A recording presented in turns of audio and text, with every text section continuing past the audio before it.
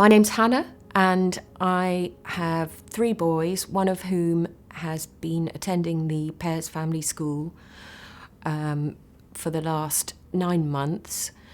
He was experiencing emotionally based school avoidance in mainstream, and it reached the point where we needed to find a different way of addressing a problem and strategizing around some interventions to help him.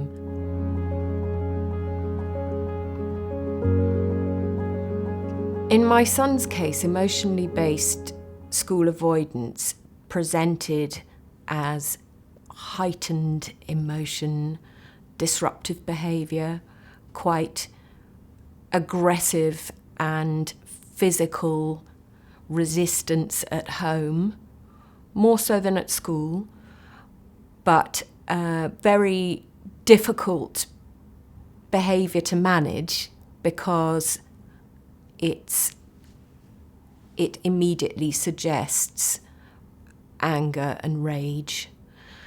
And so I think that's one of the interesting and curious things about emotionally based behaviours is that the outward manifestation is not necessarily a mirror of what is actually going on inside.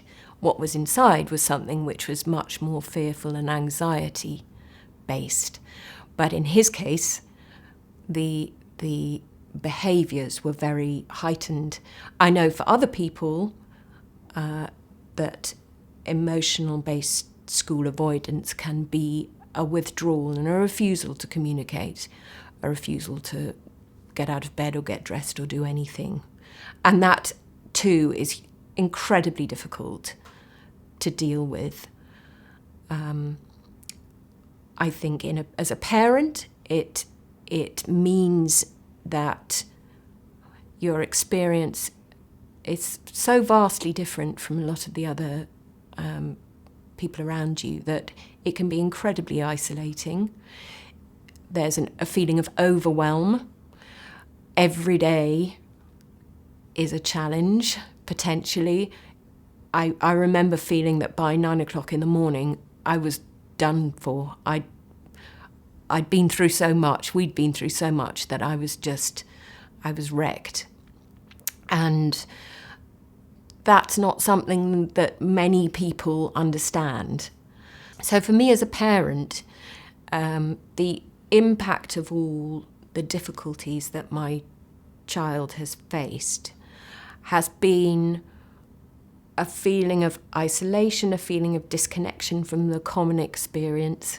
When other people are talking about their students choosing GCSEs and where they might go on to do further education, I was struggling to support my child to be in school for a full day.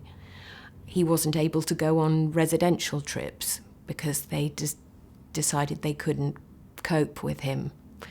And all of this means that he and I were excluded from the milestones and the rites of passage that go along with being part of secondary school life.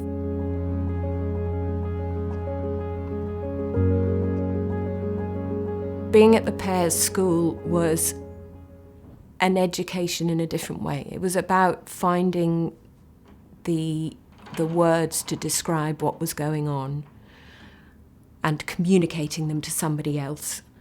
And in order to do that, he needed to trust the people around him, which he did really quickly, actually. They're very compassionate, they're very kind, they're very fair.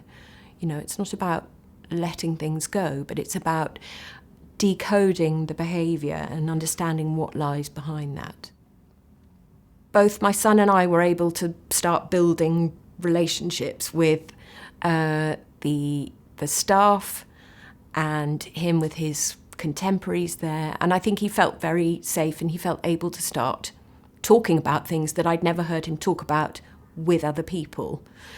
And that was really how it began. The fact that he certainly knew that when things went wrong, he wasn't going to be punished for them.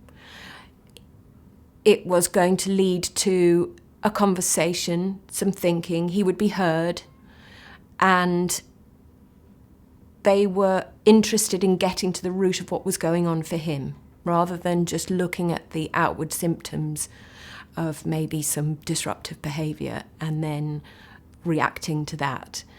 The immediate difference when walking into the Pears school was that it felt like a very safe place. There were a lot of extremely kind, friendly faces for both of us. You could feel your shoulders just, letting down.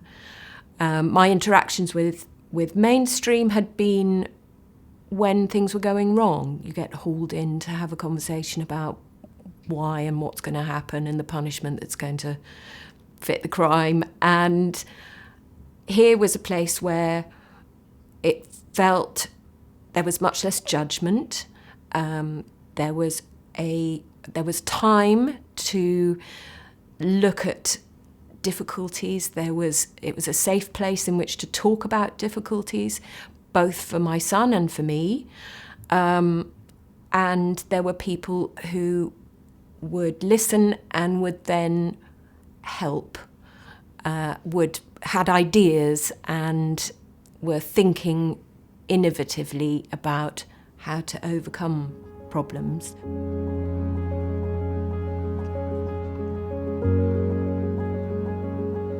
As my son is transitioning back to mainstream, one of the key pieces is in finding staff within the mainstream environment who are on board with everything that we've been doing here, who understand these parameters of success, who understand what anxiety might look like in my child and how that might present, who can be trusted and trusted responsible adults in the mainstream setting to help continue the work that we've been doing, to be there for my son so that he has somebody he can refer to during a school day, whether things are good or bad, either way, just somebody who will listen and who has an understanding of what might present itself. And for me as well, somebody who I can email, who I can update with things that might have gone on at home over the weekend, or issues that have arisen, petty and small as they might seem. They can really affect the outcome of a day at school. If my son is obsessing about something or feels an injustice from the day before, or somebody who can help to be there and just listen at a very basic level, or help him to advocate for him and help him to have conversations that will be restorative or resolve issues that would otherwise obsess him and potentially put him back in a headspace that makes school difficult to contemplate.